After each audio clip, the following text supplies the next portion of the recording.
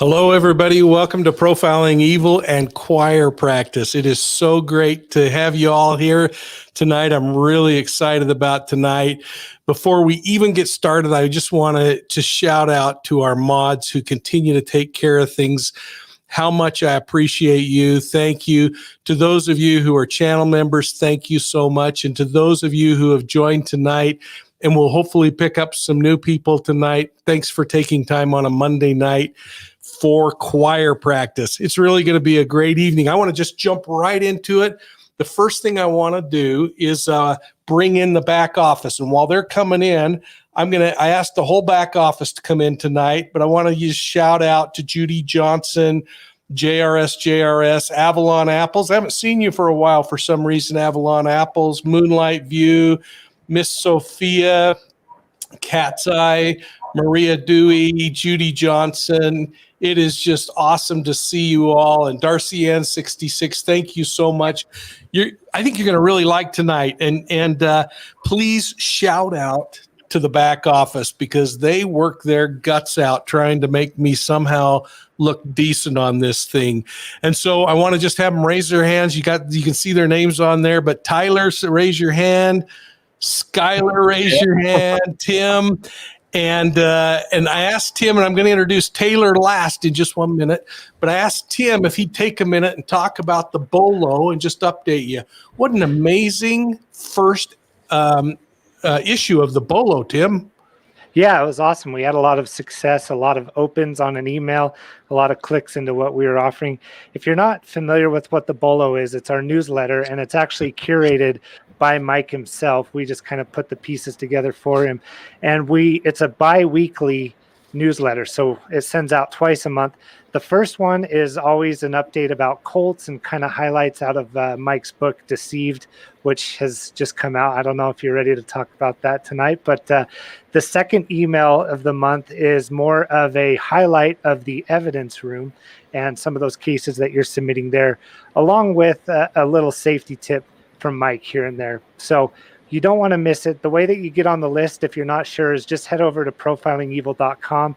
You'll see a pop-up, put in your email address. That gives us confirmation that we can send it to you, and you'll get those twice a month. And who knows, we might throw in a few more things throughout the month as well. So yeah, the Bolo, be on the lookout. That's what it stands for. Thanks, Mike. Thank you, Tim. And this is really a great thing. We actually started off with one of the primary questions that we get in regard to cults, and that is, how do these cults somehow convince seemingly intelligent people to join them? What it is about the makeup of a cult. So please go back and get that. You can get the first issue and jump right into that. Well, I want to turn a minute over to Tyler to introduce a new member of the back office and explain something that we think is really exciting. Yeah, thanks, Mike. I just want to introduce Tayler to the team. We're excited to have her. We've been needing some help in the back office doing writing, and we have a really fun assignment we've kind of given her, and I want her to kind of explain what that is. So go for it, Tayler. Hi, everybody. I'm so excited to be here. I feel like we've been talking about this for a little while, so it's good to finally get it going. So the plan that I have for Mike and I is that I am going to be doing some storytelling about some of the well-known cases that we all have questions about, that keep us up at night, that frustrate us, because that's for me a lot of the time. I'm like, I just don't understand what the thing is happening here. So I like to call myself an investigoogler, which basically just means I'm an armchair detective. I love all things true crime. I love looking into these cases. And the podcast and videos that we're going to put together for you will kind of be a Q&A meets story. So I will be telling a true crime story and getting input from Mike and all of his expertise. So I hope that you guys like it. I'm excited about it. I think it's going to be fun. Well, I'm really excited about it, and I'm really excited to have Tayler here. Now, you had an assignment last night, Tayler, because you had a question. So I want you to explain to everyone what choir practice is. Okay, I learned what choir practice is. I did some Investigoogling. I figured it out. So, and Mike, tell me if I'm correct. Choir practice is what they call it in law enforcement when you all get off work and go for liquid refreshments after work, correct? Correct. And I Am I have my right? liquid refreshment, my Diet Dr. Pepper. I've got a I hope Diet you Coke. all at home are loaded up on your Diet Dr. Peppers, and I don't get any kind of commissions from them. So if you know someone at the bottling plant, let me know. Yeah, not sponsored, but should be. Well, thank you. Skylar, anything you wanted to add? Nothing. Sorry, I'm trying to keep myself muted with kids running around in the background. So, Well, that's but great. Well, nothing today. I want to just tell the back office how much I appreciate them. And as they say goodbye and I bring on my dear, dear friend, Dr. Judy Ho, I want to say thanks to all of you. And you'll be sending questions to us in the background. And so, folks, as we do that, I want to just introduce to you again. I think most of you, if not all of you, know Dr. Ho. She has appeared on our show before and has become a dear, dear friend. Dr. Ho, how are you tonight? I'm doing great, Mike. Thanks for squeezing me in. We arranged this, I think, in the last 24 hours. It's like, hey, this is going to be really fun if we do this together. That's correct. In fact, you have such a busy schedule. You actually just finished up with patients moments ago. Usually on Monday nights, you're teaching a class at the university, and because it's a holiday, you were able to slip out. So thank you. And tell people how they can find out more about you, because not only do we have what we've got on Twitter and Instagram here with @Dr. Judy Ho, but we've got your website, which is drjudyho.com. And we also have your podcast, and I'm don't know how much I can say or what I can say. So I'm going to tell everybody it's coming up very soon. I think it's going to be released in the next couple of weeks. Oh, that's exciting. Well, I had the opportunity with one of the victims from the Zion Society to appear with Dr. Ho on her podcast. We're so excited about that. Supercharged Life. And this thing has gone crazy, and I can't believe how many people you have interviewed in the last couple of years on that. Oh my gosh. Actually, this podcast, I've been busy, I guess. This podcast only started at the beginning of the pandemic. And so I think we're on episode 42. So it's a lot, but it's technically one season because we've been releasing an episode every single week. So it was so great to have you on. It was, honestly, everybody needs to tune into that episode. I learned so much about you, Mike, and just learn more about your book too. Even though I read the whole book, I loved it. It's such a page turner. It was so interesting. But I learned even more about you when you came as a guest on the episode. Plus, you brought one of the survivors of the Zion cult with you, and she was just such a fan of yours and so indebted to you for her well-being and her life now. Well, it was absolutely my honor. When I think about your podcast, who do you think has been the most inspirational person you've interviewed on the podcast? Wow, that's tough because you're definitely in the top 30. 100%. I wish you were running for office. I'm being genuine. I have no reason to lie. And I'm also a terrible liar. But I would say that one of the other memorable interviews that I had was attorney John Hatami. He was associated with the Gabriel Hernandez cases. Do you guys remember that little kid who was abused horribly, and then Child Protective Services didn't really do their job, and it was really a mess. The parents were really able to essentially play the Child Protective Services workers into believing that nothing nefarious was going on, and eventually he died from the effects of torture. It was really sad. But anyway, he was the prosecuting attorney on that case. And during that case, in the closing statements of the jury trial, he told everybody that this case was really personal to him because he was also abused when he was a child. And so it was a very personal career choice for him because he works solely in like the child prosecution unit, where he basically goes after people who kill children, for various reasons. So all he does his whole life is dealing with child abuse over and over again, even though that was part of his own experience. So I found him to be really inspiring. That's amazing. Well, folks, you've got to go check out the podcast because there are some big names in there, and how I somehow fell onto the pile there. I'm eternally grateful. Now, if the back office has it, I want them to hold up. So, Doc, here it is. It's finally out, and I just wanted to say, everyone, Dr. Ho was kind enough to write the foreword in this book, and it was personally so meaningful for me, Judy. I just can't thank you enough. But I wanted to just read like the first sentence because it encapsulates how our friendship began. So many stories of chance connection with amazing people nowadays happen through social media, and this one is no different. I woke up one morning to find an intriguing email in my inbox with an invitation to join Mike on his popular Profiling Evil show. And then you go on to talk about your fascination with the criminal justice process and the psychoanalysis of those who are involved in crime.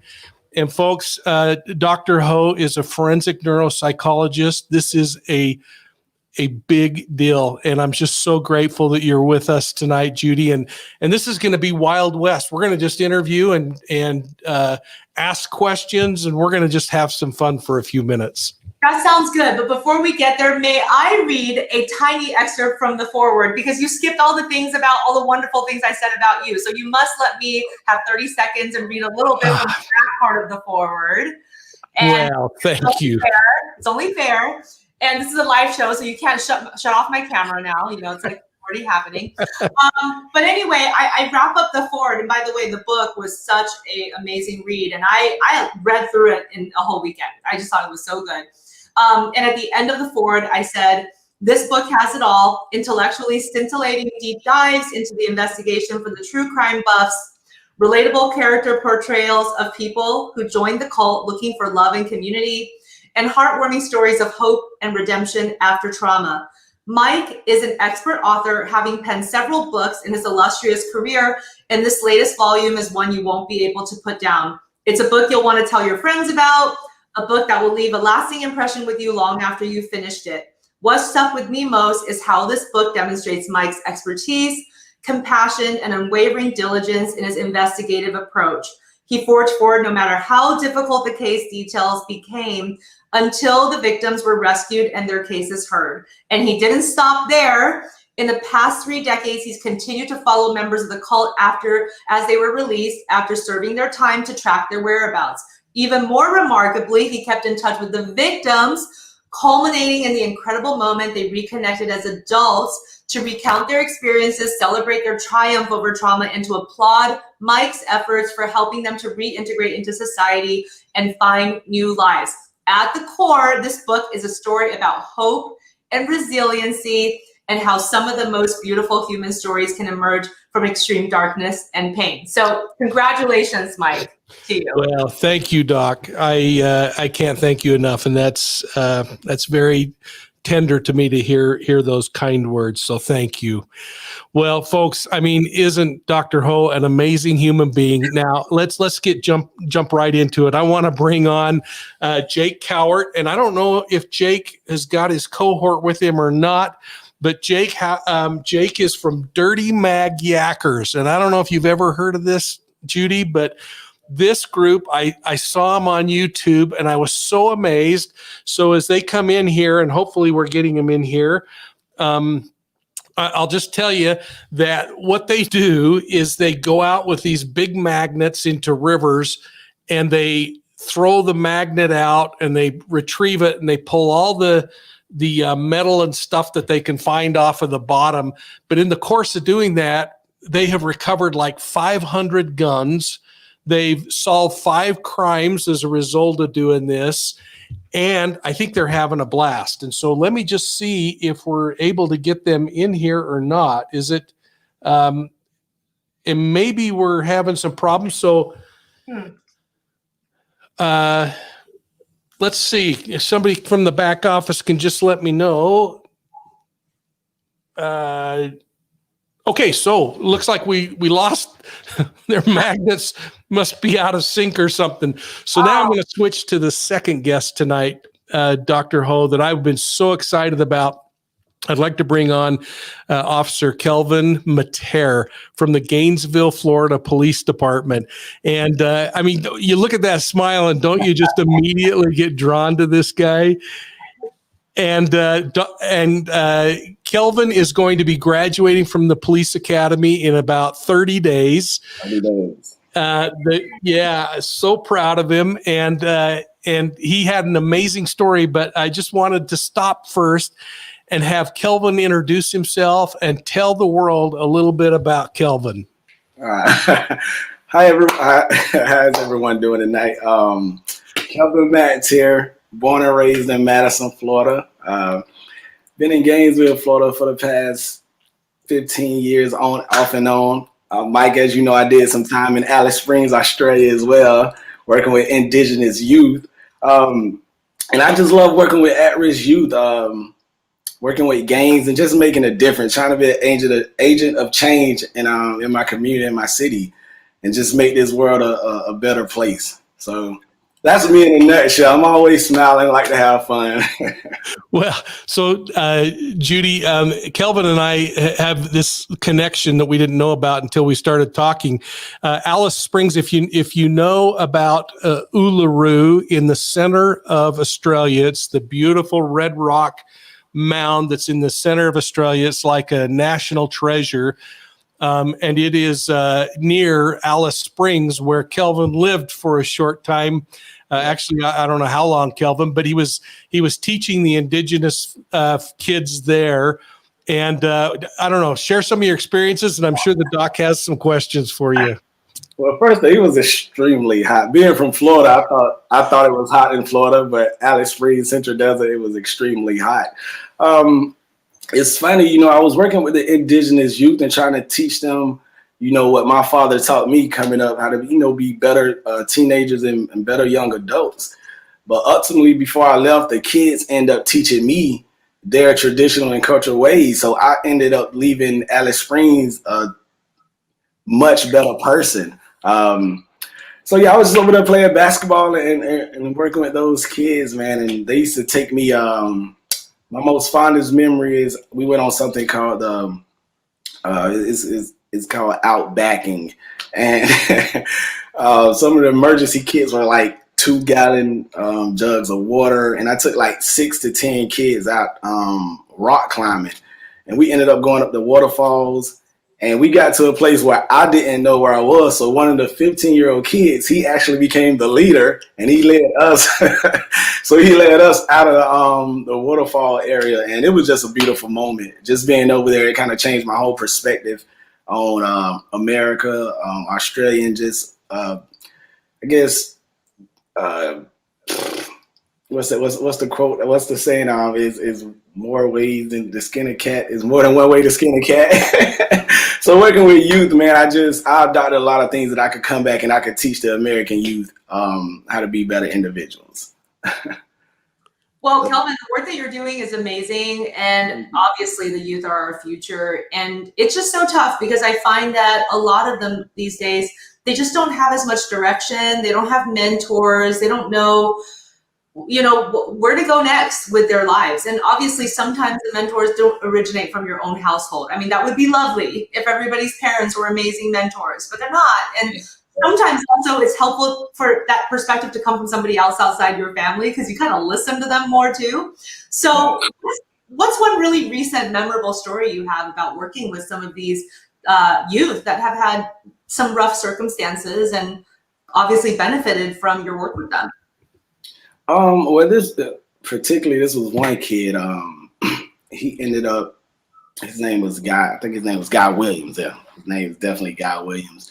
He ended up getting in a little trouble, but he came back and he saw me in the grocery store. And to just him being able to tell me that he's married now, he has 2 kids, he's working a full-time job because he was on the road to really going to prison. But he remembered me working with him. I think he just became a licensed tattoo artist. So he's just doing good. I'm always running into kids that I used to deal with or I've made an impact on. I saw one today as I was driving to the store. He was like, they all call me Mattair. It was like, Mattair, I love you, man. And keep up the good work. And I was like, I love you too. So I have a fond memory every week. I run into somebody that I've dealt with in the past, and I've changed their life for the better. So that's the most recent one today, as a matter of fact. I love hearing that. And before we leave Australia, just because I have such a love there, I had the chance of working with the Northern Territories and the Indigenous people on problems of alcoholism. And Dr. Ho was so reminiscent of many of the problems we see in Indigenous tribes here in America and among the Indigenous people. And it's like we haven't learned lessons or something. And I'd like your thoughts on this. But one thing that I was so shocked by is that they had even gone to diesel fuel by law in and around Uluru because they were then resorting to gasoline to get high and stuff like that because they couldn't get alcohol. What are your thoughts on that? And are we making progress? The alcoholism definitely shocked me. I was working the town is called Amungana in Alice Springs, and like you say, they not only do they turn to diesel fuel, but they was going to mouthwash, like anything they could get their hands on, they would drink it. Being in the community, man, I saw a lot of domestic violence in the community as well. But I can give Australia and the Northern Territory props. Like they actually like buy into the communities, to the outback communities, and they try to provide them with the resources to change. And before I left, I can honestly say that Alice Springs, they were making an impact in changing Indigenous lives in that area. But the alcoholism is definitely it was an eye opener for me, and I don't really drink. So how do you change that, Doc? I think it's so tough because we have sort of almost a generational trauma, and then there's sort of biological risk factors that are wrapped into that. We certainly see that with certain populations, even in the United States, certain ethnic minorities, they just have more of a risk towards certain types of alcohol or substance abuse. And this has been shown through decades of research. And so on the one hand, they're dealing with some biological risks, some familial risks, but then they're also dealing with watching the coping strategies of family members and friends, that this is what people do to unwind after a tough day and use alcohol, for example, to excess. And we see that one comparison here in America would be the Native American community. So I think we change that by understanding that there are still a lot of stigmatizing attitudes towards people who have addiction. It causes them to have even more shame and even more self-guilt, and then they don't get help. They don't talk about these issues. So I think we have to normalize talking about these issues. And the good news is when somebody is ready to get help, we have lots of professional treatments that work well. And secondly, really leaning on the power of the community to help hold you up and to help keep you accountable when things get difficult. I think those are the ways that we move forward. But the stigma's gotta go, you guys. I just feel like that's still the thing that we keep fighting. People think that it's such a willful behavior, but once your body and your mind are addicted, it's a physiological dependence that can happen with a lot of substances. And it's not really a choice anymore because people will have such bad withdrawal symptoms that without medical intervention, sometimes they can die from them depending on the substance. Yeah. I want to just shout out to Luciana Kluth, who is a new member. We're thrilled to have you here, Darcy Ann. Thank you for that donation. Folks, if you have a question for Kelvin, put it up. He promised me he'd at least read the question. He didn't promise me he'd answer them, but we'll see where we go with that. But Kelvin, I want you to take a minute, because the reason we got together and started talking was because of a wonderful photograph, and hopefully the back office can pull that up and stick it up on the screen here. But I'd like you to talk about the responsibility you have as a recruit and now a police officer to the community that you serve, and what that really means to have that responsibility, and use that story of this young man as an example. This story. Thanks, but first off, thanks for reaching out to me, Mike, on LinkedIn as well. We're now LinkedIn friends. So I'm a big fan of community policing, and building that bridge, that disconnect between the African American community and law enforcement. And being an African American police officer, I feel like the response is definitely, I'm carrying it on my back every single day, which I have no problem with. As a young man, my father and mother, I'm the youngest of 5. My father and mother, they instilled some nice things in me that I could transfer to these youth that don't have that positive male role model. And that day, that Christmas, December the 23rd, just being able to see Cavante that day and to see the sadness on his face when he told me about his Christmas, I felt it was my duty and my obligation. And I know I could hear my mom saying, "Hey, make sure you get this kid something for Christmas."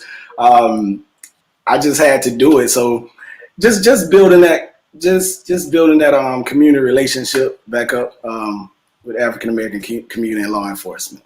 That's my main goal. Yeah. So I want you to tell people, we're having a hard time finding that photo and getting it up, but I want you to tell people about this young man, about the challenge he's facing in his life, about what he's doing to get better at it.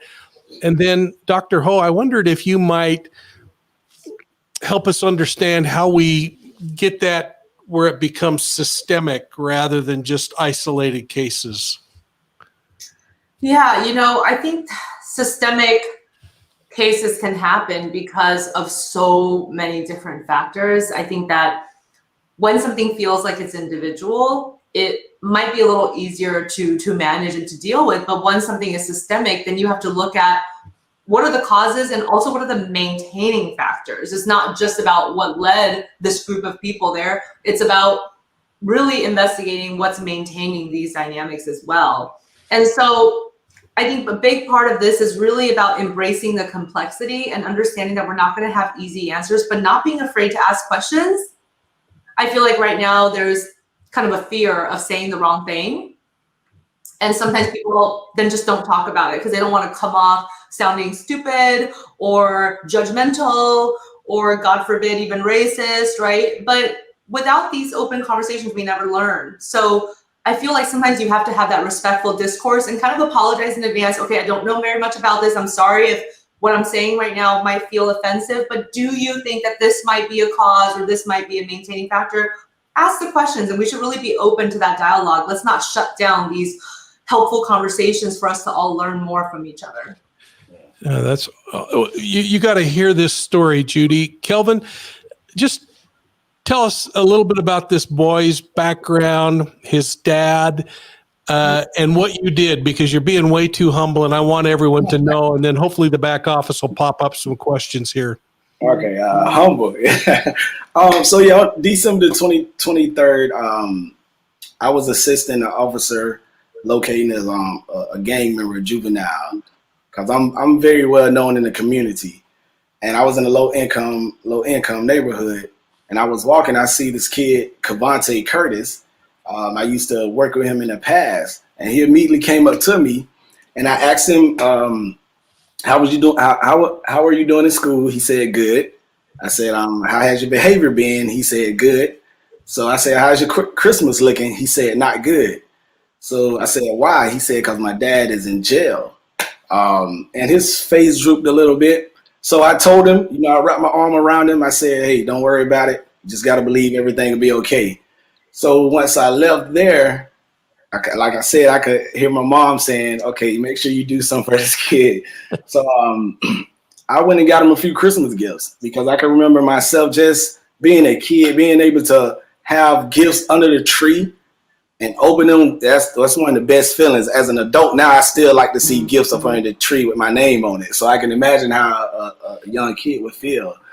So I went and got him some gifts, and I took him back to him Christmas Eve, and he wasn't expecting me. His mom wasn't expecting me.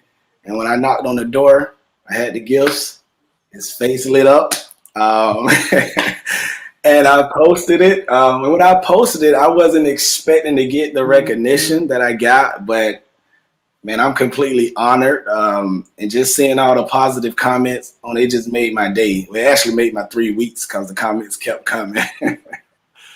That is fantastic. And how meaningful to that young man. And I'm sure that his father heard about it. Kelvin, where will you go when you graduate? Tell them what a rookie's life is going to be like, because this is my favorite time to think of somebody going into police work.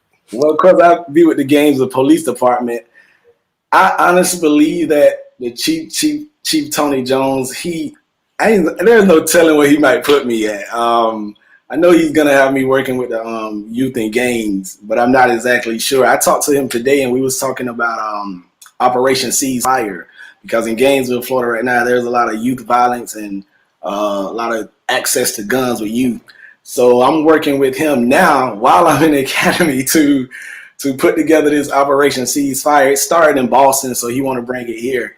So I go anywhere Chief Tony Jones want me to go within the department. That's fantastic. Let's see. Is Kelvin starting a new program never done before? I think your gang program's in place, isn't it, in the PD?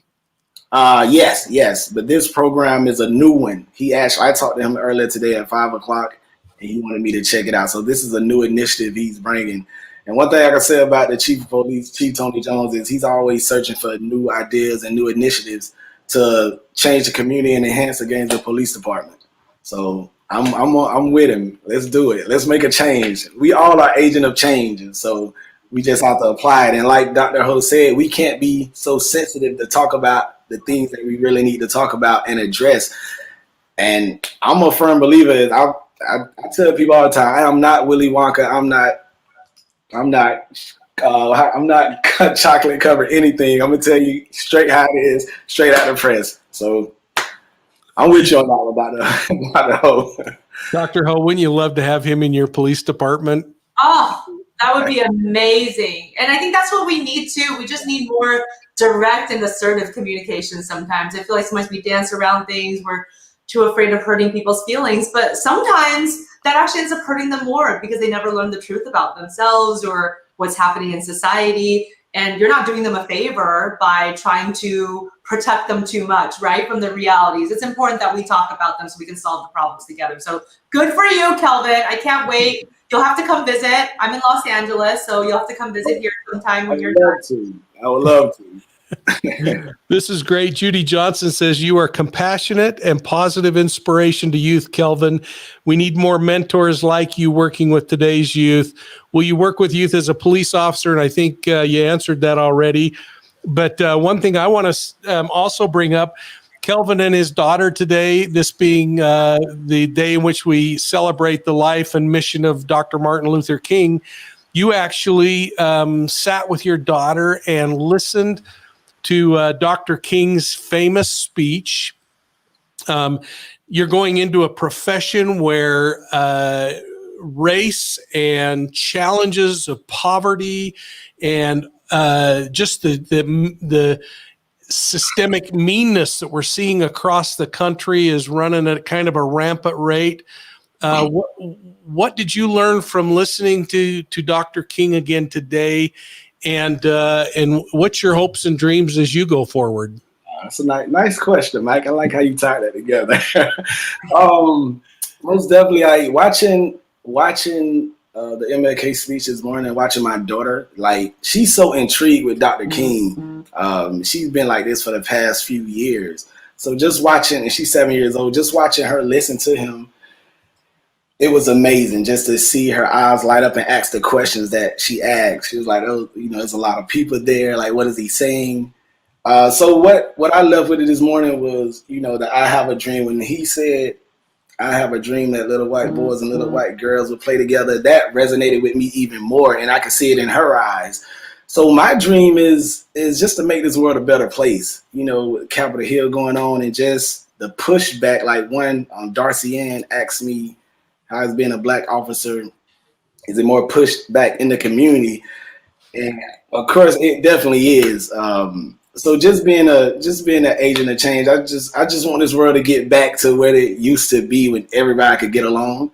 So that's my overall dream. That's my dream from watching MLK, and it reinforced what I was doing now to just keep pushing and keep dreaming and keep hope alive. That's wonderful. Dr. Ho, anything before we send Kelvin on his way? Well, I just really resonate with what you just said, Kelvin. I think that it is possible that we go back to a time where we all get along again and it feels like there's less division. But I do think that during times of unrest and difficulty that it's easy to want to try to find a public enemy somewhere. And sometimes there is no public enemy.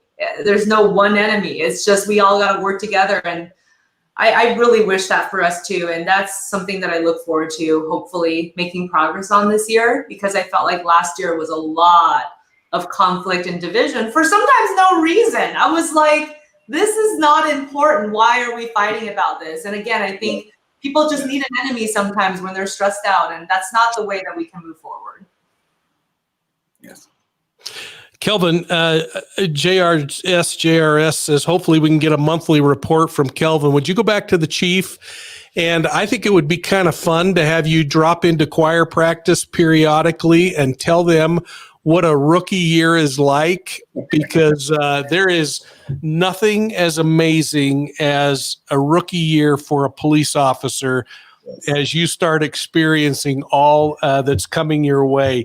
So may God bless you. And I wish you were riding in a police car with me, because I would love to work with you.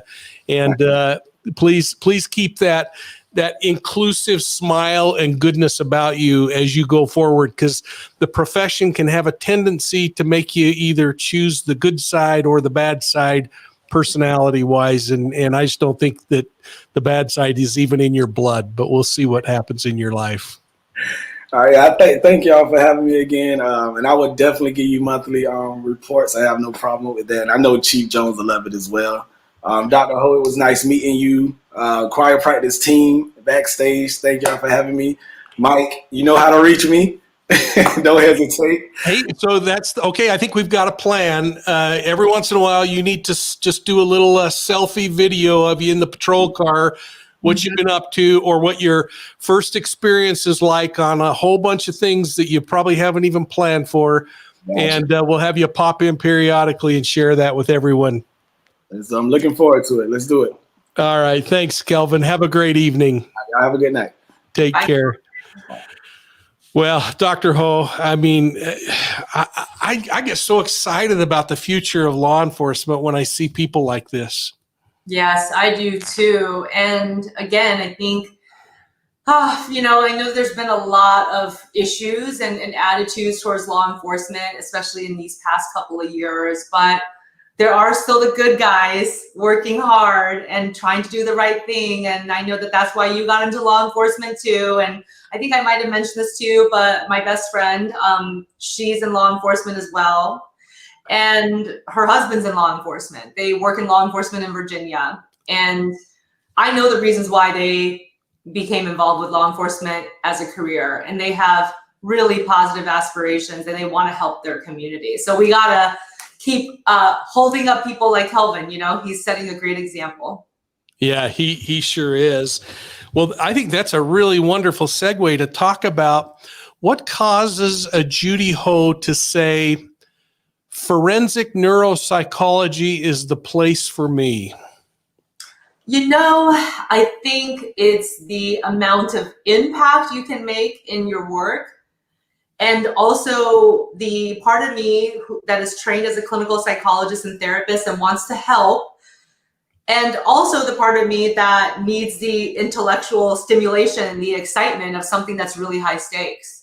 So like it or not, those are the reasons why I was drawn to this particular subfield as a career, is you get to do a little bit of both and you get to meet wonderful people like yourself and collaborate with other experts in different areas of expertise. And I learn a lot every single day in my work. And that's one of the things that gets me up in the morning.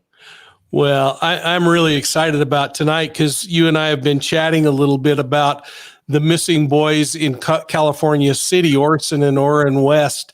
And I've really held back on talking about this case. I finally shared some of my thoughts on another YouTuber's channel, It's a Crime, earlier over the weekend, where I shared for the first time my thoughts in a lot of things that were troubling me, primarily evidentiary things and some of the images that I was seeing. I spent some time even talking to another YouTuber, Judy Ho, who's a retired New York City police officer, and he and I bounce cases off of each other quite a bit. And I was so intrigued that you would take a moment and look at that public statement that the couple, the parents of Orson and Orrin, adopted parents, I might say, gave, and just talk a little bit about this. And if I might, as kind of a precursor to my questions, say that one of the things that I always have felt in my own career as I looked at these cases was that taking and making a decision on a 13-minute video is really dangerous. Right. And I'm hearing a lot of folks make some pretty solid claims, most of which I in my heart of hearts, I agree with. But again, I just think it's premature because while I might not act a certain way in an interview, if my child was missing, that's pretty difficult for me to project my value system onto somebody else who may have been raised an entirely different way. What are your thoughts on that?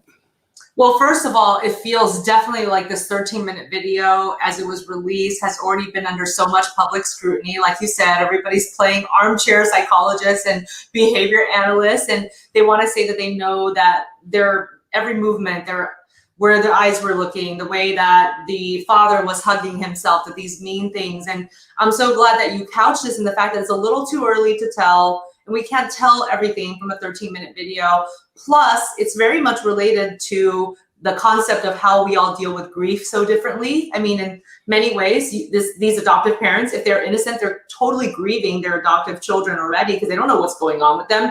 But just like with grief, I think people want to jump to conclusions and they want to look at somebody and say, well, that's not what a grieving widow would do.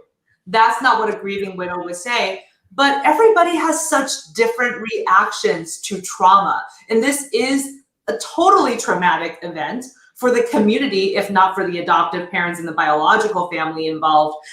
And I think that the parents know that they're under scrutiny by the FBI. How do you expect them to act as they're being recorded in their interview? I mean, there's so many questions. And unfortunately, though, we do know the statistics, right, Mike, that sometimes when these things happen, disappearances happen, generally the family member, somebody that knows them, they were involved somehow. It's more likely than not that they were involved, in terms of statistics alone. And that's why there's so many people judging this family right now, because we've just heard so many of these stories already, Mike. Yeah, it's been interesting to me. And of course, my buddy Chris, and Chris on a show recently talked about the victimology, which is a place we love to start early on when we look at these cases, to consider what the victim's level of risk is. And the children obviously are a much lower risk human being by virtue of the fact that they're in a controlled setting and that they're really not out unless they're kids wandering the neighborhood. And statistically, it causes us to look at people who are known to the victim when you have someone who's low risk like that. And so it does start bringing up all these red flags that seem to be supported by evidence, like video that we've seen where they just weren't matching up with what the testimony of the mom and dad were in that minute on the screen. And yet I keep going back to the fact that it is so important in investigations that we remember that convictions aren't made very often, rarely or if ever, on only one form of evidence, eyewitness testimony or something else. We got to have multiple forms of evidence, whether it's that eyewitness account and some forensics or other kinds of things. And so I just keep wanting to say, I think you're probably on track here, folks, but at the same light, we need to slow down just a little bit. And of course, we don't know anything because we're just getting public information. That's right. And there might be a ton of information, Mike, as you know, because you are on the inside oftentimes. You know that there's some things that they don't share with the public, but actually the investigation is further along. So maybe they do have more information, but like you said, it really needs to be a full scope assessment. And hopefully they're not missing anything. You know, anybody that might be a person of interest, I hope that they haven't completely zeroed in on these parents and thinking, okay, we got them. Maybe there's a couple of other people involved or possibly involved that they need to be looking at and investigating as well, just to make sure they really get the full picture. Yeah, I think if we were to poll the audience right now, the findings would probably be accurate when this is all said and done, which, you know, I guess that's just kind of the way it is sometimes. But as you went through that video and watched, were there any things that stood out to you that you thought, here's something that needs more follow-up or more investigation? You know, I think, again, as we mentioned, obviously this is all couched in the fact that body language can be really different for different people. But I felt like there was a lot of repetition in both the body language and what was said. Sometimes that's interesting, you know, why the repetition? Are they trying to prove a point or make sure that the investigators are locking into a specific narrative that they really want to show? There's also some self-soothing behaviors, and a couple of the people who were commenting on the video pointed this out too, that there was a little bit of like a rocking, a little bit of like a self-holding thing. And again, don't want to take it totally out of context. You can be doing that when you're really stressed, but they could be stressed for different reasons. They could be stressed because they're sad that they lost their adoptive children, or they could be stressed because they do know something and they haven't been fully honest, right? But we do tend to self-soothe when we're stressed, you know, whether it's hugging ourselves or rocking back and forth or picking at things. This is a stress behavior as well. And so we can see some of that in the interview from both parents. Yeah. I hope, folks, if you have a question for Dr. Ho, please put them in the back office. We'll pop those up. Dr. Ho, I guess a question I've had is the other interesting dynamic I've watched is the kind of human interaction dynamic that's going on. And I mean, there are a lot of people hurting over this, but there are a lot of people that are getting intimately involved that maybe should kind of pull back a little too. I don't know. Yes, I think this happens. And I think that this happens because, well, sometimes it comes from a good place, right? Mike, people want to help. People want to offer their services, but we also have to realize that not everybody is professionally trained. So in some ways, when people want to get involved, you got to think about, you know, what is that involvement actually going to look like? And are you really going to be helping the investigation or possibly derailing it? That's complex. You know, I think that when this happens within a community, you want justice for these children. You want them to be found. You want them to be okay. But sometimes, and you can probably speak to this, Mike, that people who are well-intentional may actually accidentally derail an investigation or maybe even tamper with the evidence. And it's not that they meant to do it. They were trying to be helpful. And so I think it's hard, you know, it's like the balance between jumping right in and also kind of like staying in your lane, but contributing where you can. Yeah. There's a question here for Amy's Antics for you. If the police found the boys' bodies already, could they withhold that from the public in order to work on their case? I think I'll just jump on this one first, Judy. I think it would be really difficult for law enforcement to hide the fact that they had the bodies, nor would you want to, because from a public safety standpoint, you want to reassure your community that you've found them. Now, that doesn't mean that they wouldn't hold pieces of evidence that they've collected close to the vest in hopes that only they and the offender would know the answer to some of those things. Do you have any thoughts on that, Judy?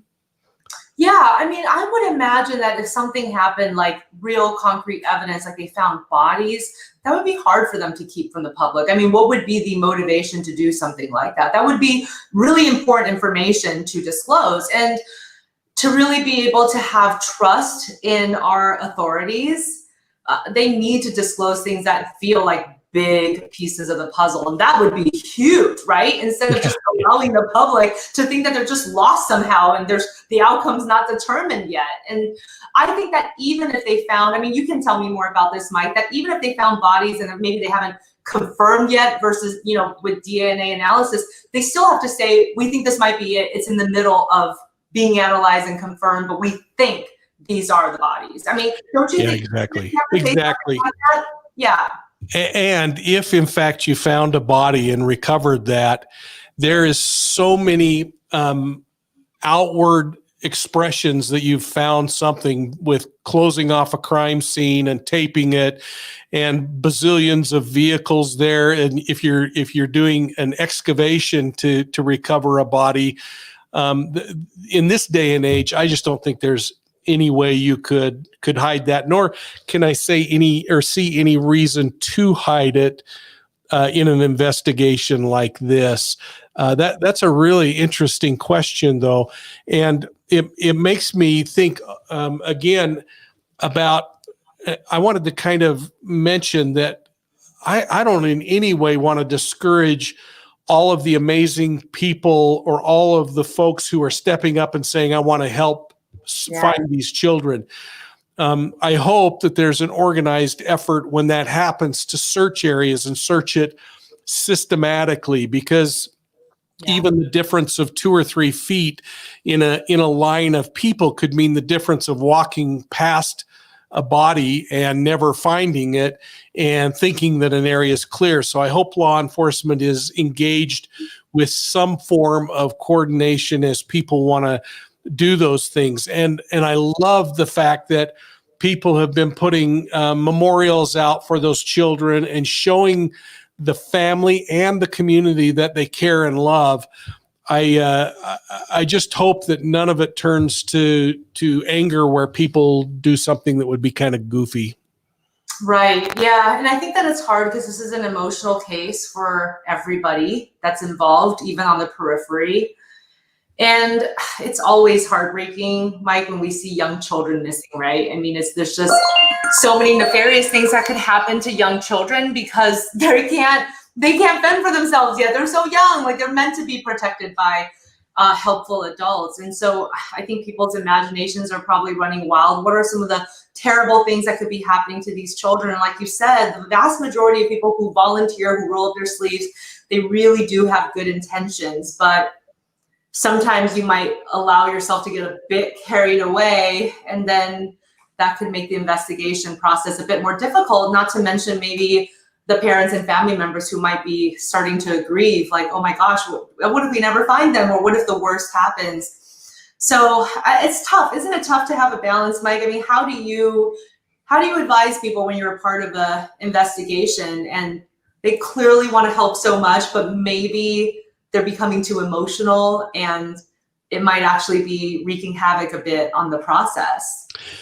Yeah, well, in this case, I mean, the police did a really smart thing that appears negative for the parents, and that is separates them from the activity of searching and doing other things. And many people, including myself, have said, well, but I'd want to regardless go out and search. And those are all really laudable, but sometimes you're so personally involved, it makes better sense to get an advocate in between you and the police or someone else who can kind of serve as that intermediary to maybe help put together, we want to do a search. Is there a place you would recommend we search?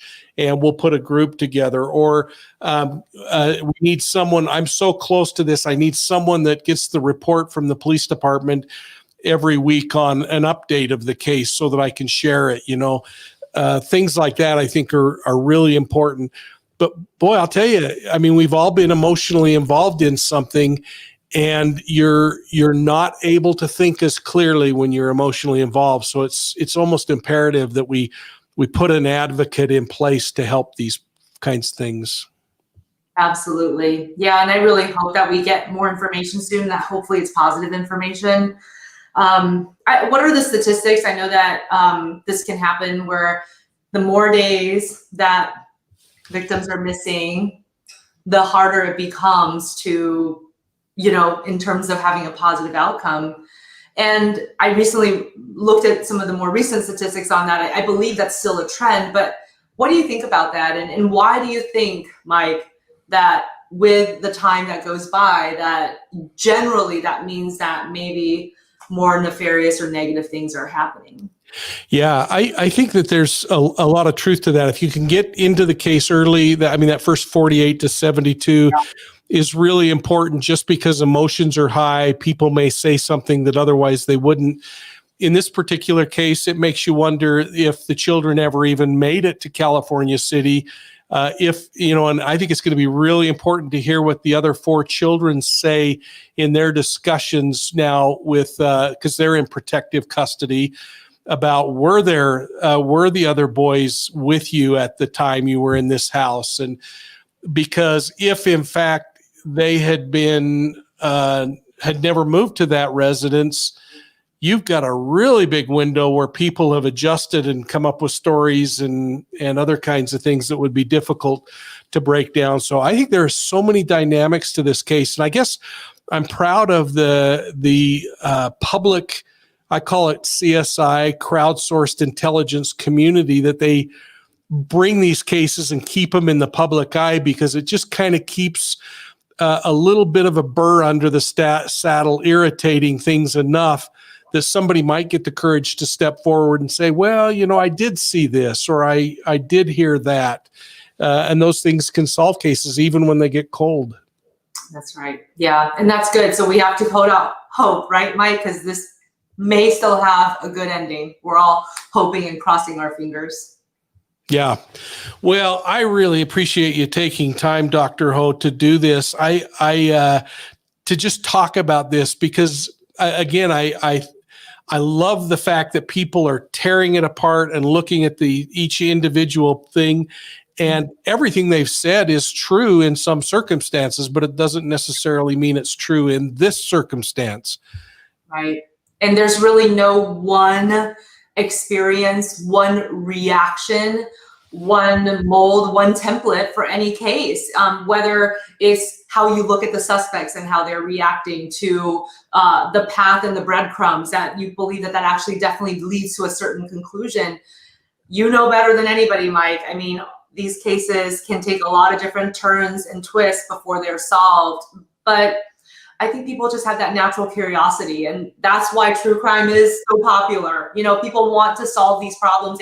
They want to feel like they've helped, even from a very far away place, even online. They want to be able to say, I can think through this, I can solve this, I can maybe make some kind of opinion about what these clues mean. But we don't know. We have to be patient, and we have to just let it unfold. That's the worst part, isn't it? Well, I as you were saying that, I had flashbacks to my mentor when I was learning how to profile. And he used to always say, he who is good with a hammer thinks everything is a nail. And sometimes we just want to say, well, it worked this way on the last missing child case, so it's got to work on this one.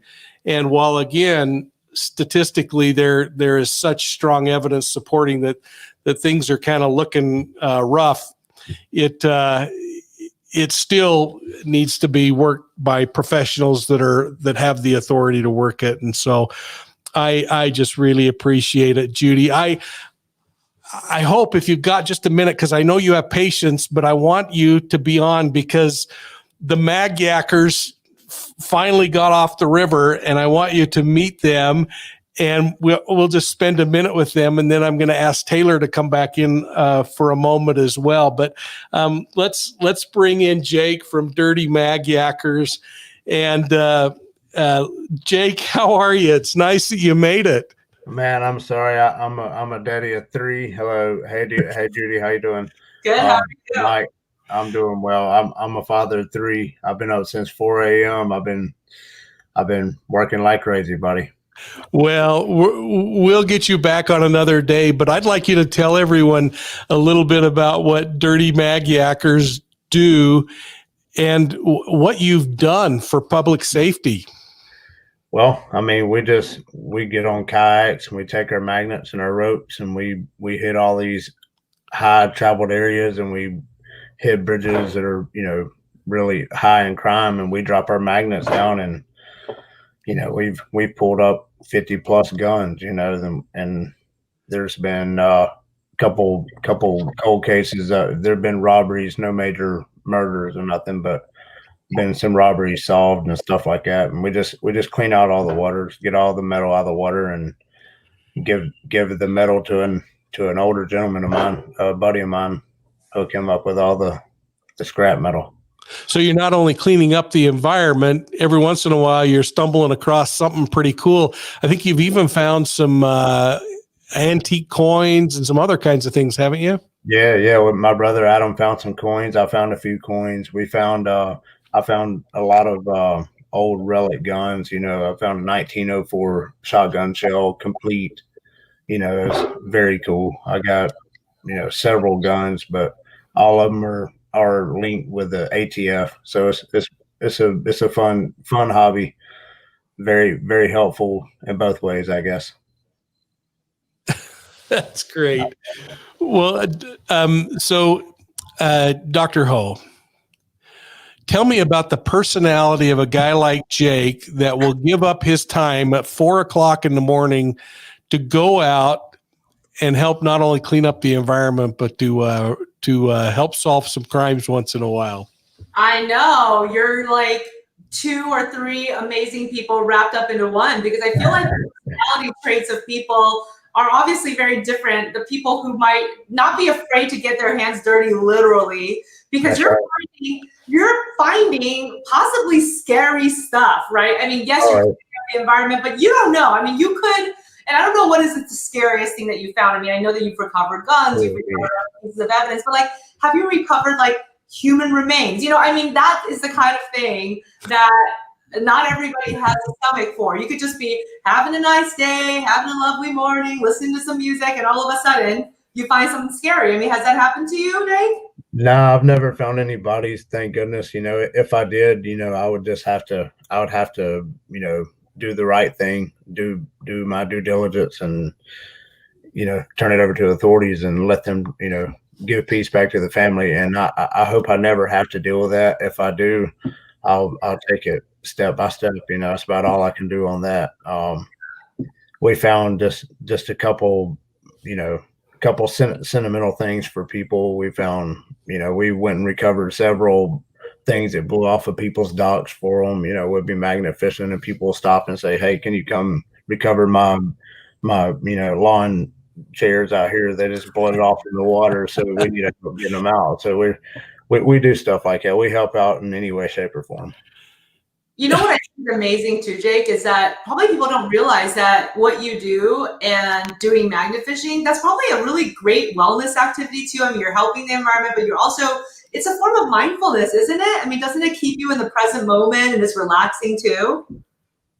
It's pretty tough. We've pulled out a car. We've pulled out bobcat attachments. They're upwards to 1,500 pounds, and that's heavy. We have to take grappling hooks. We have to take come-alongs. I mean, and it's all documented. That's what's so awesome about it. It's all on YouTube for myself and my brother. So we do it as a hobby. It's so fun. We've pulled out, I'm guessing probably 10 safes, I would say. Wow. They've all been broken into. We've just a lot of steam heaters back in the 1900s that, old radiator steam heaters. Those are pretty cool. Just antique stuff, wagon wheels. We found stuff like that. We like to, we'll give those to antique stores. They can hang them up and do whatever. That's great. Jake, DirtyMagYankers. I hope folks you'll go to his YouTube channel and check him out. There was one question about where do I find a magnet if I want to go do this on my own. So I got a link with with Brute Magnetics with the company I use, and with a code DMY Bros, you can get a 10% discount on the magnet. Or any if you'll get it to the back office, we'll post it in the notes below. and we'll see if we can push a little bit of business that way. That would be a lot of fun. Oh man, absolutely. And thank you so much. I hope you'll come back, and thanks for being a good dad. Go take care of your family. Absolutely. I got to go give some hugs and kisses right now and tell them they got school tomorrow. So I got to get that taken care of. That's great. Well, thanks. Have a good day, Absolutely. Jake. It's nice meeting you. Nice meeting you, Doctor. You guys have a blessed day. Thank you. Thank you. Wow. Well, Dr. Ho, I'm going to give people one more chance to ask you some questions because I know you have patients that you've got to jump to in a moment. But I just want to turn some time over to you and see if you've got any thoughts on anything. Well, I'm really excited about the release of your book. I feel like we need to talk about your book some more, Mike. So that's what I want to talk about because you have a virtual signing coming up in a couple of days, right? Oh, yeah, you're really nice. Wednesday night, we're going to do some stuff. In fact, we're going to be on with another group that goes underwater at 6 p.m. on Wednesday Mountain Time, Adventures with Purpose, where we'll be talking about a case that we've been working with them on.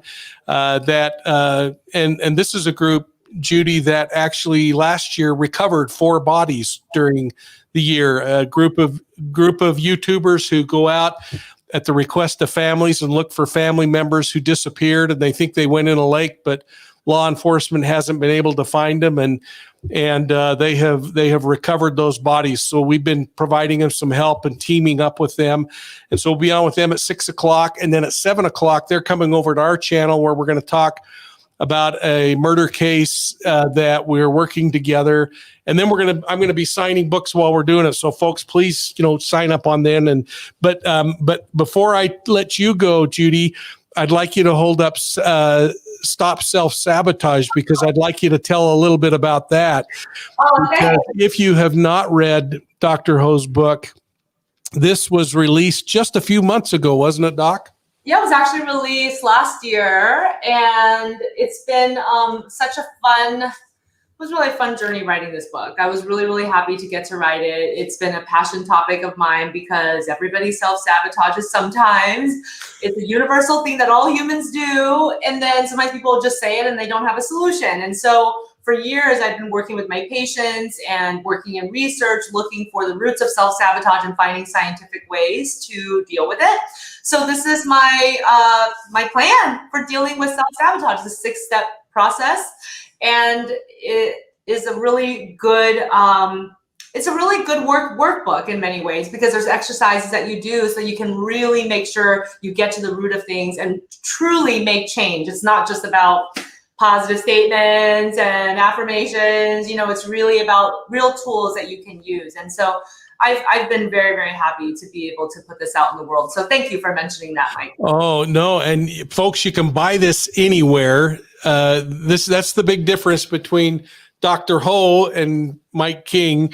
You can buy this anywhere. And I think any bookstore has it as well as Amazon, correct? Yes, it's on Amazon right now. There's actually a discount on Amazon. We do have an audiobook. We have the ebook as well. So yeah, you can definitely get it anywhere right now. And I think most people buy it on Amazon. But I've just felt, thank you so much again for shouting it out. And I felt very lucky that I had the opportunity to put this book out into the world. Well, I keep waiting for one to show up in the mail, but it hasn't made it yet. So I'll just keep waiting. I'm going to send you a personally signed copy, Mike, and I can't wait to get a copy of your book. I heard that is in the mail already. Should be there Saturday. Yep. Yay. Well, Dr. Ho, thank you so much. I look forward to, you're going to come back and be kind of a regular once in a while, right? I really hope so, Mike. And like you said, towards the beginning of our hour and so together, we had such a fun friendship development, such a modern friendship story where we meet each other online, and now we're good friends, and our friendship keeps getting stronger. And I'm just really lucky to have you in my life. Thank you so much for coming on my podcast. I will get you that release date. I believe it's within the next 2 weeks. So it'll line up really nicely with the release of your book. And just, again, thank you for all the amazing work that you do and for doing this. Well, thank you, folks. Go to Dr. Ho's website. Please order her book. Now, Judy, you still have the YouTube channel too, right? I do have a YouTube channel. I tend to just upload some of my videos from other things that I've done onto it. I'm probably more active on Instagram than I am on YouTube. That's a whole other foray. I have to learn from you, Mike. I don't know how you did it, but That's The like a back office, and yeah, they'd probably be happy to work for you. So just don't take them away from me, please. I will never steal your staff. They're amazing. It's always good here. All right. Thanks, Dr. Ho. Have a great evening. Bye, everybody. Bye. Thank you. I feel so blessed to have friends like this. It's just amazing. I'd like folks, as we kind of swing things down, to bring Tayler back on. She has a couple of things she wanted to cover as well. So Tayler, why don't you take a minute and finish kind of filling people in on what we're going to do? Perfect. So we have an assignment for you guys. So we are going to be covering a few different cases. We're going to do about 8 episodes this first season. And our first 3 cases will be on the disappearance of Susan Powell. The Night Stalker case, we're going to talk a little bit about what they went over in the Netflix documentary. And Mike has probably some very interesting stories of his own to share that I'm excited to hear. And then we're also going to do an episode about the Zion Society, which is the topic of Mike's book that's coming out. So if you have any specific questions about those 3 cases, you can go to the Profiling Evil website and submit them to the evidence room. So any questions that you have about those cases or any personal connections that you might have to those, we want to hear them and we want to include that in those episodes. Oh, that's great. Thanks, Tayler. Really appreciate it. We're so excited to have you on the team. And folks, I want to just take a couple minutes and see if you've got any questions, and let's just chat a little bit. We don't really get many opportunities to do that. So why don't we do that? Let's see if there's something that pops up the back office can put on there, and we'll talk about it. And I will call out a few folks while I'm here. Garden Girl, thank you. Betty Smith, thank you so much. Linda Petrovich, Brent Montgomery, Cat's Eye, I think I called you out earlier, but Lizardia, I'm so sorry. Miss Sophia, great to see you on. MagYankers are still on. Thank you. Linda Petrovich, Jenny Dandridge. Folks, really appreciate it, and really appreciate all of your support. I hope that you've taken time to consider our channel memberships. We are starting to put more content in there. We're going to start putting some things in there before they roll out to the general public, while other things will continue to come out like normal. But there are 3 levels. You can get in as low as $1.99 a month. And it really helps us roll out quality content and continue to try to give you stuff that really makes sense. It's a great chance, again, kind of self-promoting, but I'll do it anyway. Please, if you haven't purchased Deceived, books start shipping. They actually started shipping Saturday. With the holiday, things went into a hold. And tomorrow we'll be shipping. Please make sure that you join us Wednesday night. We're going to be with Adventures with Purpose. You can order the book at profilingevil.com. And the question is, when will I start the audio version? We've actually started. It will start selling in a couple months, I believe, because there's just, I guess, a lot to the back office production of that. But we will eventually do that, and ebooks. And as soon as we finish this first launch, then eventually we'll go to Amazon, but that may be months down the road. So we felt like as long as I can sign, I'll continue to try to sign, just because you've all been just so incredibly amazing to me. And I don't even know if I mentioned it. I did yesterday in a little note. But we hit the 50,000 mark, and that just wouldn't have happened without you and people like Dr. Ho, all the guests that we've had, Chris and his participation. And I hope you're all giving him a good look over make sure you go and hear what he has to say about his interview with Barry on Sunday. But please consider joining the membership program, consider Patreon, your PayPal donations. All of it really helps us continue to roll out something that I hope you have found value in. I hope you've also found some value in the public record and the segments that I've been doing on there. It's just been a real honor to do this in the last 6 months, and has been more exciting than I could have guessed. I see one note there. Let's see. Oh yeah, audiobooks we answered. Let's see. Sarah Gazer, do you have safety concerns for our country with the 7,000 plus people headed to the border? I have great hopes for our country, and I continue to have great hope. The beauty of America is that we self-check, and if the pendulum swings too far one way, it seems to make its way back. So I have great hope. Let's see. Anything else here?